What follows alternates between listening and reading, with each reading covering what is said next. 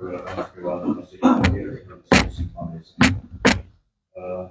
Our audience today will be Muslim personality. It's Brother Syed Hussaini.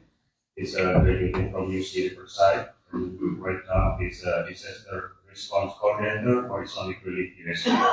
He is studying master in public health in Chicago, right? Yeah.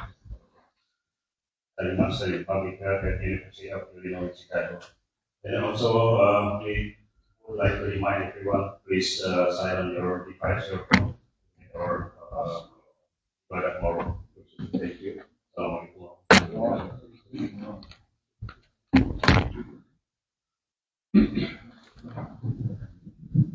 Assalamu alaikum wa rahmatullah. Allahu Akbar, Allahu Akbar. Allahu Akbar, Allahu Akbar. Ashhadu an la ilaha illallah.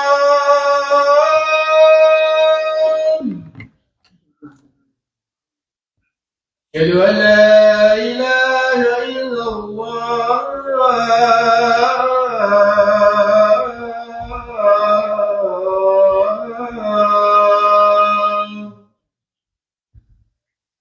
أشهد أن محمدا رسول الله.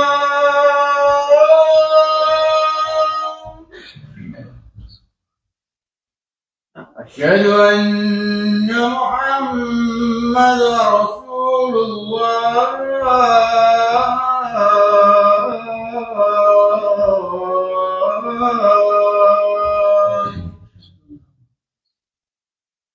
حي على السلام.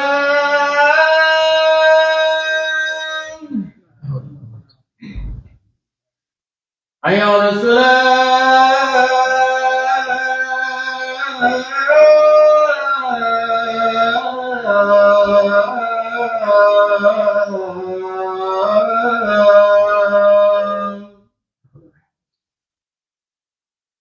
حي على الفلاح.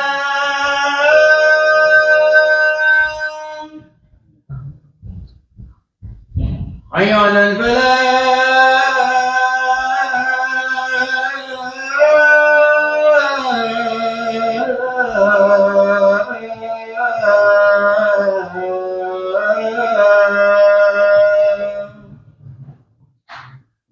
الله أكبر، الله أكبر.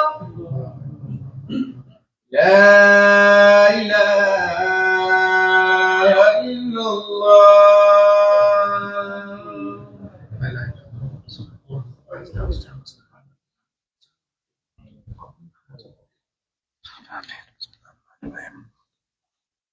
Bismillah. Alhamdulillah. Nahmaduhu wa nasta'inuhu wa nastaghfiruh. Wa na'udhu billahi min shururi anfusina wa min sayyiati a'malina. Man yahdihillahu fala mudilla lahu wa man yudlil fala hadiya lahu. Wa ashhadu an la ilaha illallah wa ashhadu anna Muhammadan abduhu wa rasuluh. في الكتاب الكريم بعد أعوذ بالله من الشيطان الرجيم يا أيها الذين آمنوا اتقوا الله حق تقاته ولا تموتن إلا وأنتم مسلمون ويا أيها الذين آمنوا اتقوا الله وقولوا قولا سديدا. We gather together on this blessed day of Jum'ah to remember Allah subhanahu wa ta'ala and to ask Allah subhanahu wa ta'ala for forgiveness for our shortcomings.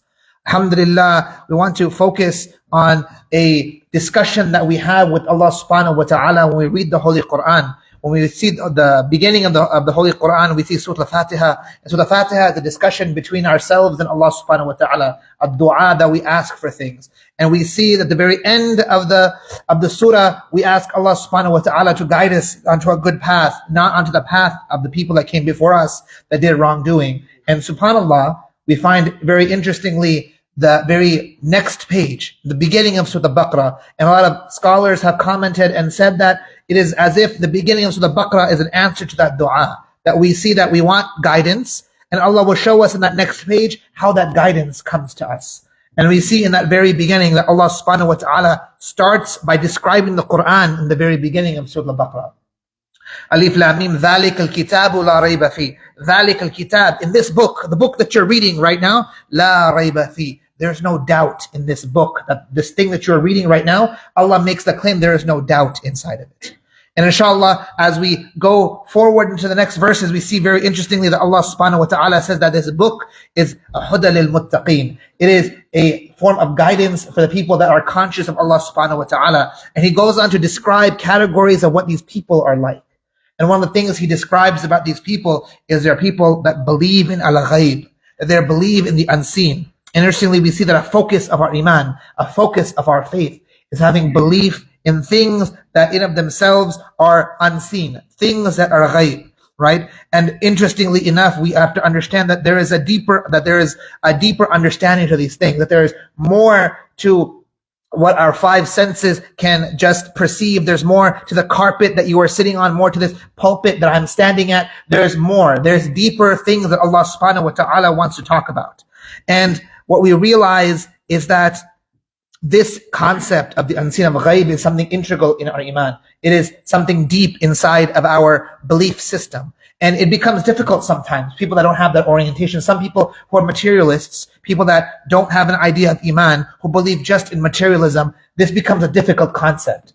Like when we look to the hadith of our beautiful Prophet Muhammad alayhi wassalatu wassalam, in the hadith the Prophet alayhi wassalatu wassalam says that sadaqah, charity, does not decrease your mal. It says that charity does not decrease your wealth. And if you're someone who's just a materialist, this doesn't make any sense. You can say I have $5 in my pocket, and I put $3 in the donation box. Brother Syed, now I only have $2 in my pocket. This is less than 5. This doesn't make any sense. What we realize is those that have belief in Allah subhanahu wa ta'ala and understand that Allah subhanahu wa ta'ala has control over things that we see and the things that we don't see. This is something that is very understandable to our belief systems. And this is where we come to our topic of today. In this particular hadith, the scholars, they comment and they say this is talking about barakah. It is talking about blessings. That maybe you put 3 of your $5 in the donation box at the masjid, and what ends up happening is Allah will replace that with $3 or more than $3 of blessings in your life and other places. Allahu Akbar. And this is what I want to focus on, this idea of barakah. Because what we see is, as a community, it's something that we often talk about, and we invoke barakah and blessings in our lives. We say this food has barakah, this place has barakah, these people have barakah, this job has barakah, or these things, they don't have barakah, right? And we're something focused on as a community about barakah and blessings in our life. And then what we want to focus about that is, let us take a deep dive into this idea of barakah, this thing that we talk about very often. And we want to understand what it is in the first part of the khutbah. In the second part, inshallah, we're going to talk about some things that may be stopping the barakah, stopping the blessings in your life, and what we can do to increase that barakah in our life. SubhanAllah, we look to the very beginning of the Quran where Allah subhanahu wa ta'ala tells us in Surah Al-A'raf, chapter number 7, verse number 96, where Allah subhanahu wa ta'ala tells us about the people of al-Qura. This usually refers to the people of Mecca, the people of the town, and he says that if they had believed and if they had iman and taqwa, if they had belief and God consciousness, then we would have opened up for them blessings from the heavens and the earth. But they rejected, so we overtook them and for what they have earned. SubhanAllah, here we are seeing a connection between iman and taqwa and barakah. That these people had iman, faith, and taqwa, God consciousness, Allah would have increased them in their barakah, would have increased them in their blessings. So this is the first thing we can kind of take and kind of understand in our idea of what barakah means to us. That we want to understand first a story of how barakah interacts in our life. We take a story, and subhanAllah, sometimes we talk about the story of the Sahaba or of the righteous generations that came previously, it becomes something kind of far away from us. So we start with the story of an uncle who is alive with us today. SubhanAllah, his uncle lived in Orange County, and mashallah, we had the honor of meeting him. And this uncle, mashallah, not a scholar, but he's a businessman, mashallah, and a very, very good businessman. He's a very rich person, subhanAllah. So we're sitting with him, and we're asking him, we get the chance, we're like, so uncle, like, how'd you do it? Like, how did you make your millions? How can we do that? How can we be as rich as you are, right? And we're expecting, invest in this stock, crypto, this is what we're expecting from him. And subhanAllah, he tells us this story that we were not expecting. And he says, subhanAllah, when he was growing up in his country, his family was very poor. And finally, he had reached an age when he could go and earn some money for his family, subhanAllah. And what he said was, this is not like America. You turn 16, they give you a work permit. He was maybe 3 years old, 4 years old. They put him on the street to go sell some things. So he worked the whole day and he sold whatever items his family had given him, and he had earned some income for the day, right? For us, maybe a few cents. I don't know what it was in their currency. And he comes home and he has the money and he goes, Dad, look, this is the money that I got for today. And he's very excited. He said, I didn't want to spend it on myself. I wanted to give it to the family so we could use it for our expenses. Even at 3 or 4 years old, this is the thought he had in his head. And his father, he told him, son, you can take this money and we can put it with the rest of the money. We can buy the things that we need. We can buy food and shelter and water and that type of thing. Or if you want, you can donate it all in the path of Allah subhanahu wa ta'ala, and you will see the blessings in your life. And he said he sat there, and the discussion he had in himself, the debate he had in his heart, he goes, we are very, very poor, and we are very, very in need of this money. But my father is saying that there's something better that we can take from it. And if you were just a materialist, if you didn't have iman in Allah subhanahu wa ta'ala, any of these people would say that this doesn't make sense, go buy some food and feed your family. But subhanAllah, he said that he gave the few cents away in the path of Allah, and subhanAllah, in a percentage wise, it was 100% of everything he had. He had nothing. That's all he had earned. He gave 100% of all of that. And he said that from that day, he had barakah in all the business transactions that he did. Now he lives in a very big house in Orange County and a very wealthy person. Allahu Akbar. SubhanAllah, what we take away from this is that the barakah flows from Allah subhanahu wa ta'ala will place it. Right? We don't want to be bad with our money, but we realize that sometimes there are things that are more important, and they will come back to us if we have faith in Allah subhanahu wa ta'ala. We look similar to the hadith of our beloved Prophet Muhammad alayhi wasallam. There's a story of a specific sahaba, and a specific sahabi, and the Prophet alayhi wasallam gave the sahabi an amount of money, and he said, go to the marketplace and go buy a sheep, right? And when the sahabi had returned, he had a lot of change with him. He got a really good deal on this animal.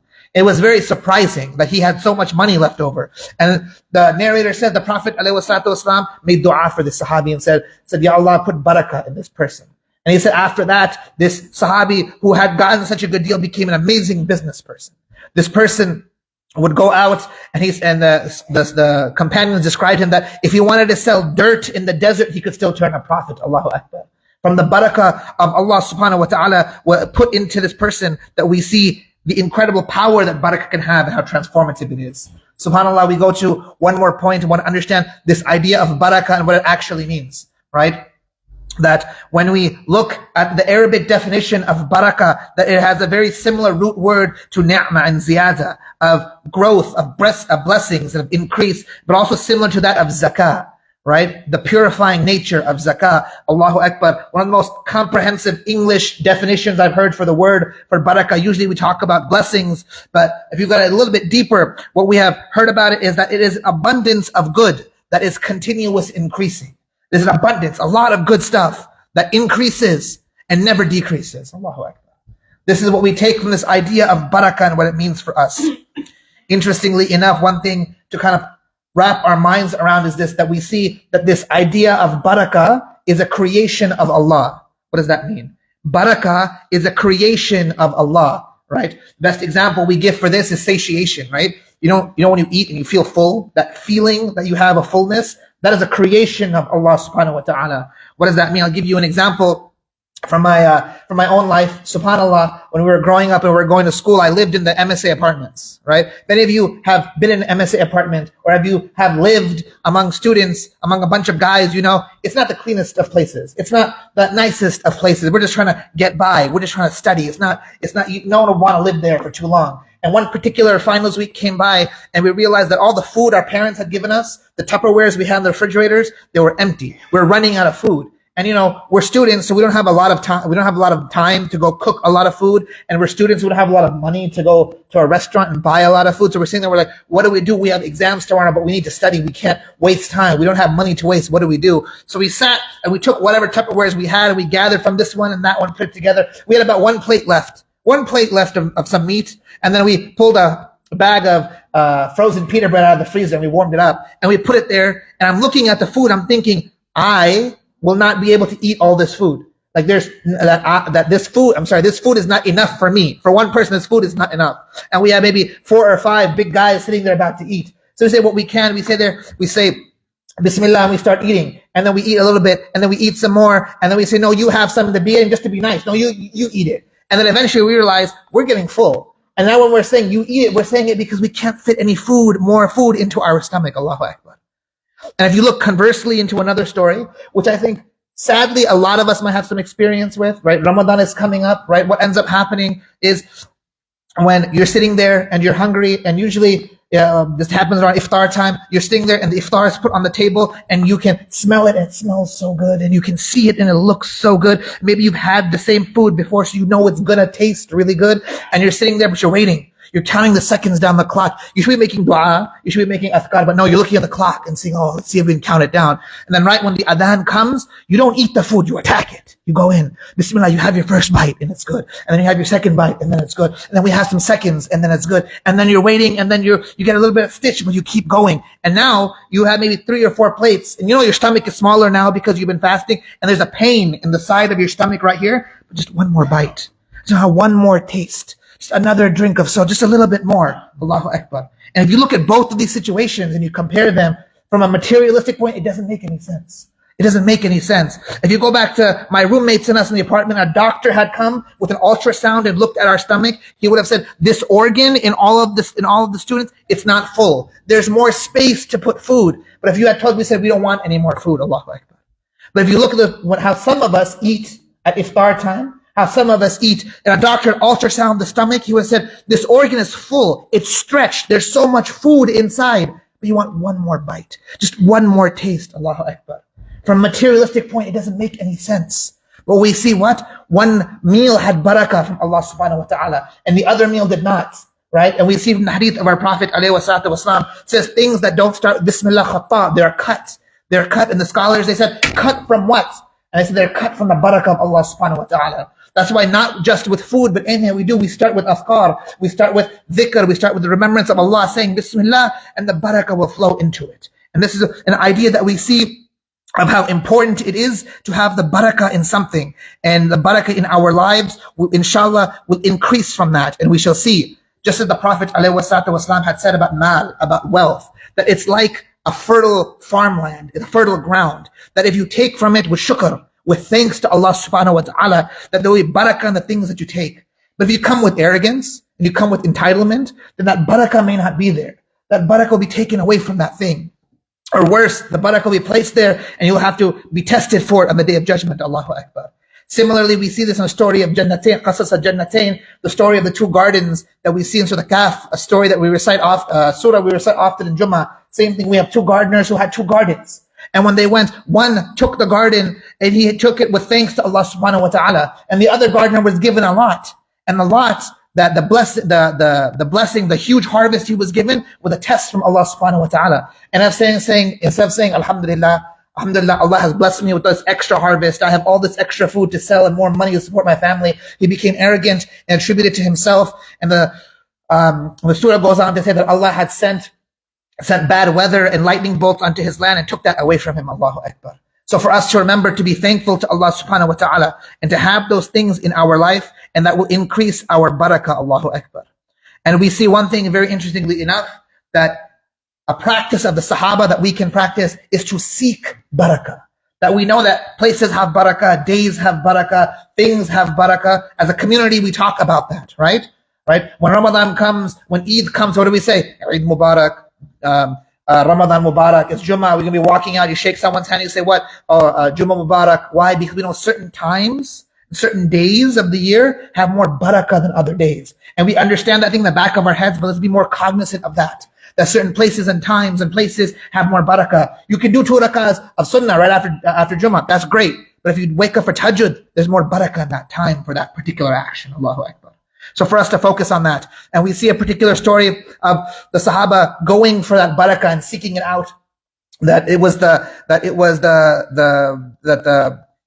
Prophet ﷺ was going on a trip, and he was on his animal and he was riding it. And then a particular Sahaba came by and he told the Sahabi, come on the animal with me, ride with me. And the Sahabi is telling us in the narration, he goes, I had no distress, no physical distress. Like I wasn't tired walking, I was okay. And he goes, I had no burden. Like I wasn't carrying my backpack. Nothing was heavy to hold me down. If I wanted to, I could have kept walking with the Prophet ﷺ, no problem. But how could you turn down a ride with the Prophet ﷺ?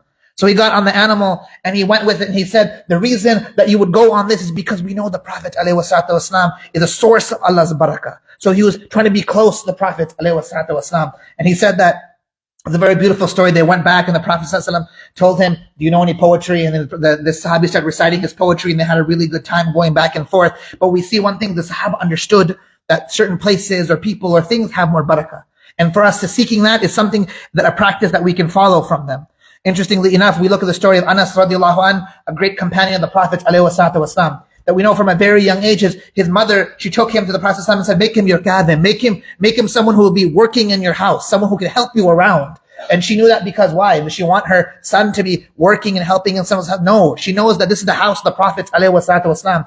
Being there, he will be able to learn things. He'll be able to educate himself. He'll be able to get better understanding. And if he learns nothing, if he doesn't hear any hadith, any ayat, nothing, he'll be near the Prophet ﷺ and near that barakah from the very minimum.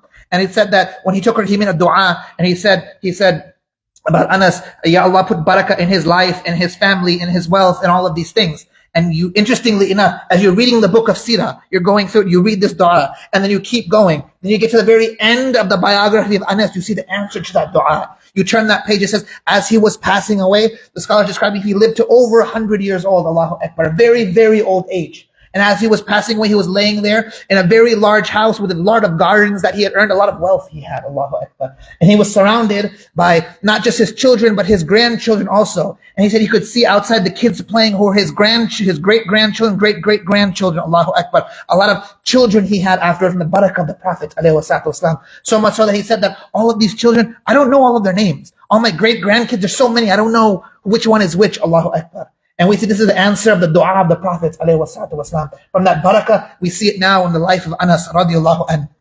Subhanallah. Inshallah, we're going to quickly close in the second part of the khutbah and talk about a few things that may be stopping the barakah from coming into your life. And if we get rid of those things, we can have things increasing the barakah in your life. In the sitting between two khutbahs, I ask you make dua for yourself and make dua for your community. أقول قولي هذا أستغفر الله ولي ولكم إن الله غفور رحيم.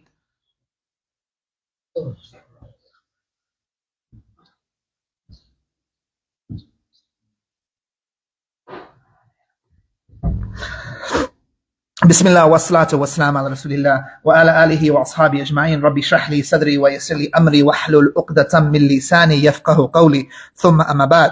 Subhanallah, what are some of the things that may be stopping these blessings from coming into your life? Subhanallah, we look at the first thing, which is akl as-suhud, which is the consumption of haram wealth, consumption of wealth that is haram in of itself, right? And we take first from a hadith of our Prophet ﷺ that we find in the books of Sahih Muslim, hadith number 1015, where the Prophet ﷺ says, in translation, that Allah subhanahu wa ta'ala is good and clean and pure, and Allah subhanahu wa ta'ala only accepts that which is good and clean and pure, which just is what had been prescribed to the prophets that have come before. Allahu Akbar. So let us be mindful of how we are earning our wealth, how we are storing our wealth, and how we are consuming our wealth.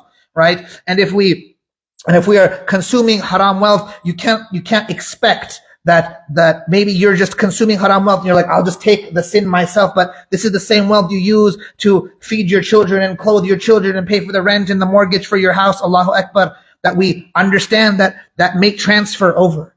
That the haramness will transfer and will have an effect on your family and your house and your property and the things that you may earn. So inshallah, it's something that we can work to get out of. Another thing that we talk about is to remove oppression. That we know dhulm, oppression, is something that destroys barakah, right? Interestingly enough, that and we talk about barakah. There's a famous letter by Umar, which we'll run through. Basically, his governors are talking about that his governor of Homs comes and says, my city is ancient, the streets are crumbling, I need help. And he was asking basically for financial help. And Umar radiallahu anh said, establish justice and end oppression. Allahu Akbar. That's the response he got. Very, very Umar type of response he got, radiallahu anh. Just basically end injustice and the city will be able to fix itself, Allahu Akbar. And we see here that oppression will take away barakah, right? Maybe you're not the governor of some big city. Maybe you don't control some government, but everyone has control over something. Maybe you are a parent and you control children. Maybe you are a manager and you control employees. And even if you don't, maybe you're an older sibling and you control your younger siblings. And if you don't, you're by yourself, you control yourself. And you can throw yourself into oppression by leading yourself into sins, because these are choices that we make. Allahu Akbar. So we realize end oppression and more barakah will flow from that. Allahu Akbar. And we see what is another one is to remove sin and disobedience from Allah subhanahu wa ta'ala. There's a famous story from Musa al-Islam from time. Because of time, we will run through it. Basically, one of Bani Israel, had never made a istighfar to Allah. A drought had come upon the entire community. The entire Bani Israel was suffering a drought. And then Jibril al-Islam came to Musa al-Islam and said, Ya Musa, among your nation, there's one person, he's never made a istighfar to Allah in his entire life. So Musa al-Islam turned to the people and told them, amongst you, there's one person, never been a istighfar. And then we imagine the guy was like, you know what? I think that's me. I can't ever remember making a istighfar. And he said he raised his hands to make a istighfar. Before he could even drop his hands were wet from the rain that had fallen. Allahu Akbar. So we realize that some of the sins that we do can have an effect on the community that we have. So if not for yourself, for your brothers and your sisters, ask Allah subhanahu wa ta'ala forgiveness, make istighfar. Inshallah, what are some things we can do to increase the barakah in our life? First, we already talked about that we remember that some times are more blessed than other times. That we know in Jummah, that we know in Ramadan, that we know at Tahajjud time, these are more blessed times. So you can work hard or you can work smart. You can work hard or you can work smart. If you plan it out properly, you can do less physical ibadah but get more reward. That we know that ibadah that we do today compared to ibadah that we do in Ramadan is not the same. There's more blessings and more reward in things that we do in Ramadan. That we know if you want to pray 2 rakah sunnah, that's great. But if you set an alarm and you wake up at tahajjud time, that very early part of the night, there's more blessings in that. Allahu Akbar. So let us be more cognizant and be more strategic in the ways that we worship Allah subhanahu wa ta'ala, because these aren't loopholes. You're not cheating anyone. Allah is telling you that if you do this, you get more reward. And if you don't want to listen, that's on yourself. Allahu Akbar. And another thing that we want to talk about that is for us to have taqwa, as you mentioned the ayah of Surah Al-A'raf, that having more God consciousness will increase barakah in our life. What is taqwa? That's a whole other khutbah. Maybe we can have that a little bit later, but work on having more taqwa in our lives. Last thing I'll leave you with is to be thankful. Let us have shukr. Be thankful to Allah subhanahu wa ta'ala. For very clearly, Allah subhanahu wa ta'ala tells us in Surah Ibrahim, chapter number 14, verse number 7, بعد أعوذ بالله من الشيطان الرجيم بسم الله الرحمن الرحيم لئن شكرتم لأزيدنكم. Allah subhanahu wa ta'ala is telling you that if you are thankful, أزيدنكم زيادة, I will increase you. If you are thankful, I will increase you. And if you don't, if you're ungrateful, and that part of the verse, the word they use for ungratefulness is actually the root word is kufr. Similarly, because we know that kufr in of itself, disbelief at a very root base is ingratitude to Allah subhanahu wa ta'ala, our creator. And if you are unthankful, something else will happen. We don't want to talk about that. But be thankful to Allah subhanahu wa ta'ala, and the blessings will increase in your life, subhanallah. That we talk now, inshallah, and we want to run through a few things due to time. But inshallah, we realize blessings are something real. Blessings are something that Allah subhanahu wa ta'ala creates. And we can work that some things may stop the barakah in our lives. We want to stop those things. Other things will increase the barakah in our lives. We'll do those to increase them. We end with a dua. Ya Allah, make this time of increased blessings for us. Ya Allah, make this a time of increased remembrance and dhikr for us. Ya Allah, forgive us for our sins. Ya Allah, allow us to stand for justice and against oppression in all of our affairs. Ya Allah, turn us to you in the small things and the big things, and accept from us our prayers and our charity and our sacrifices. Ya Allah, show us the truth as truth and help us follow it. Show us the falsehood as falsehood, help us avoid it. ربنا آتنا في الدنيا حسنة وفي الآخرة حسنة وقنا عذاب النار. اللهم صل على سيدنا محمد وعلى محمد كما صليت على إبراهيم وعلى آل إبراهيم إنك حميد مجيد. اللهم آمين. أقامت الصلاة. الله أكبر الله أكبر أشهد أن لا إله إلا الله أشهد أن محمد رسول الله. حي على الصلاة حي على الصلاة حي على الفلاح حي على الفلاح قد قامت الصلاة قد قامت الصلاة. الله أكبر الله أكبر لا إله إلا الله. لا إله إلا محمد رسول الله.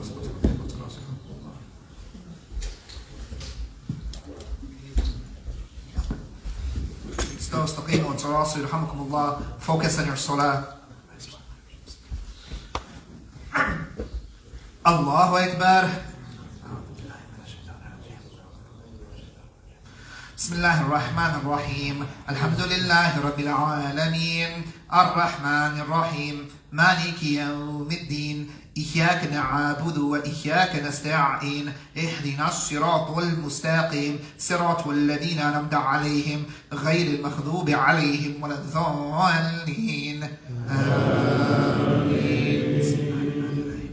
ألف لام را تلك آيات كتاب مبين إنا أنزلناه القرآن العربية لعلكم تعقلون نحن نقص عليكم أحسن قصص بما أوحينا إليك هذا القرآن وإن كنتم من قبله من الغافلين إذ قال يوسف لأبيه يا أبت إني أرأيتهم 11 كوكبا والشمس والقمر أرأيتهم لي ساجدين الله أكبر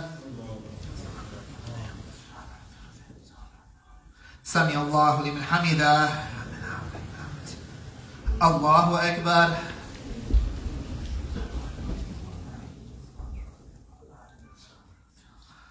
الله أكبر الله أكبر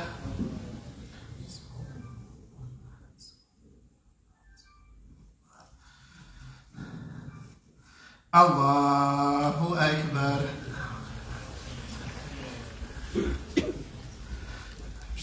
بسم الله الرحمن الرحيم الحمد لله رب العالمين الرحمن الرحيم مالك يوم الدين إياك نعبد وإياك نستعين اهدنا الصراط المستقيم صراط الذين أنعمت عليهم غير المغضوب عليهم ولا الضالين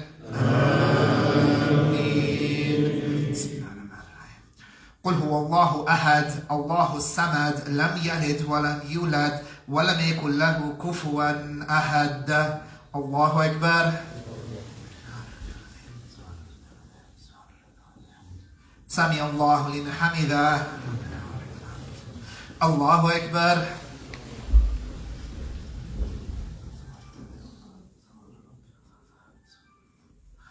الله أكبر الله أكبر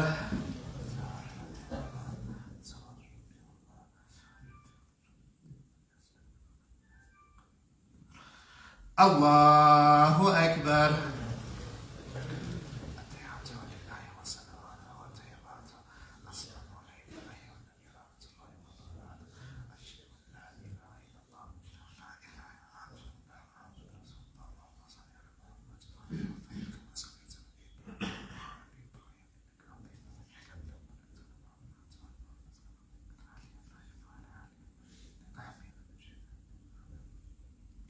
السلام عليكم ورحمة الله السلام عليكم ورحمة الله استغفر الله استغفر الله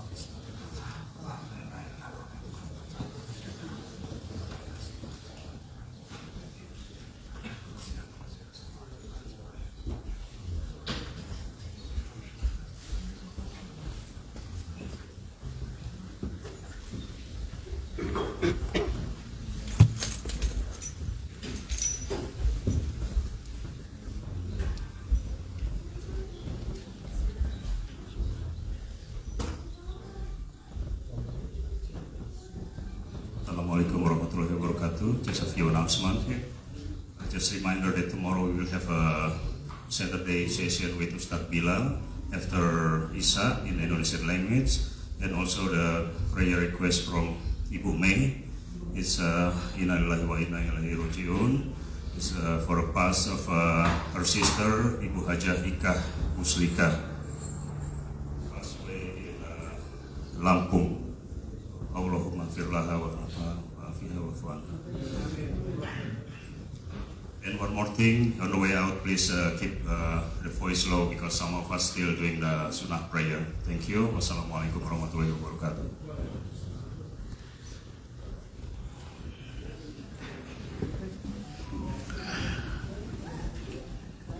Fajar prayer still 5:45.